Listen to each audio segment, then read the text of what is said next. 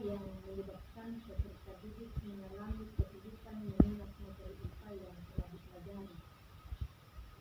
Ya, jadi pertama biasanya pengalaman itu yang seperti itu mungkin dalam penyajian materinya tadi itu tidak ada hal yang sangat menarik yang benar-benar menyentuh itu anak-anak sehingga pelajaran pelajaran IPA yang mereka sudah terima tadi itu agak sulit untuk diingat.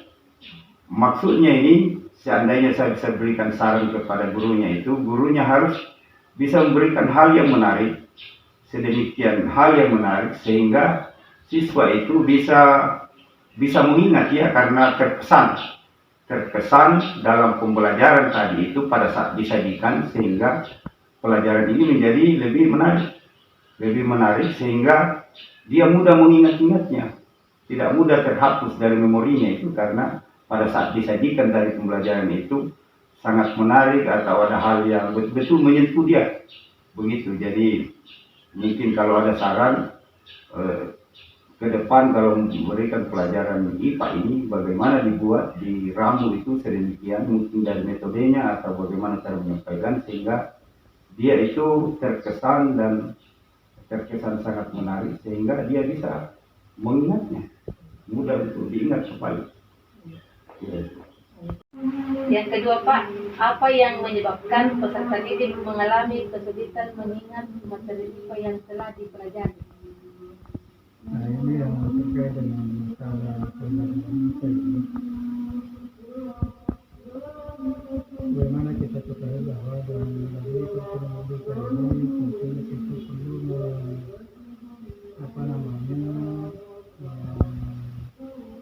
lihat dulu bagaimana gaya belajar anak. Maka itu perlu diarahkan asesmen kognitif dan asesmen non kognitif. Ya.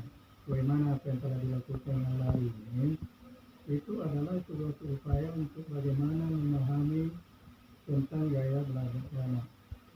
Dan dengan memahami gaya belajar anak ini maka kita bisa membentuk anak sesuai dengan gaya belajar masing-masing. Nah, ini terkait dengan bagaimana pembelajaran itu yang menggunakan metode pembelajaran yang diferensiatif. Ya, jadi kita perlu berbagai metode yang kita gunakan sesuai dengan apa yang menjadi kesukaan anak kita. Artinya jangan membuat anak kita itu bosan atau tidak senang dengan apa yang kita lakukan. Ya, jadi bagaimana supaya pembelajaran itu senantiasa bersifat kepada kebutuhan anak. Yang kedua, apa yang menyebabkan peserta didik mengalami kesulitan mengingat materi IPA yang telah dipelajari? Nah, kalau materi IPA, lagi ini sebenarnya motivasi peserta didik ya, ketertarikan peserta didik dalam belajar IPA.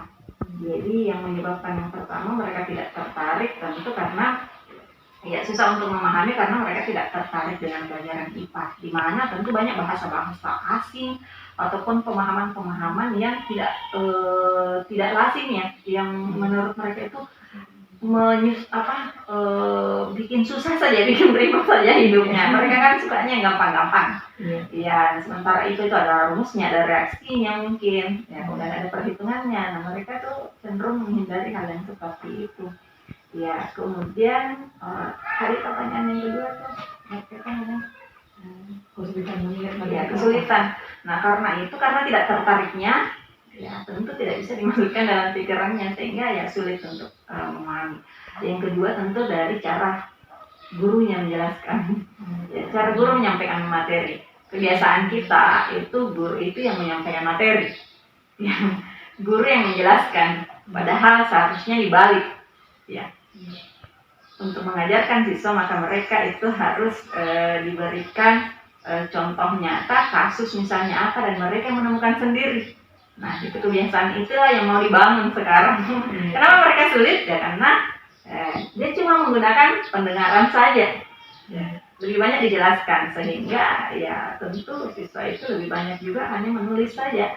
mereka tidak memindahkan dari penjelasan itu ke pikiran baru murid, karena kebiasaan kita ya selalu tadi memberikan soal praktis sehingga mereka tidak membangun pengetahuan sendiri. Jadi harusnya kan pembelajaran berbasis masalah ya, masalah diangkat, mereka menyelesaikan, kita memfasilitasi, itu fungsi guru.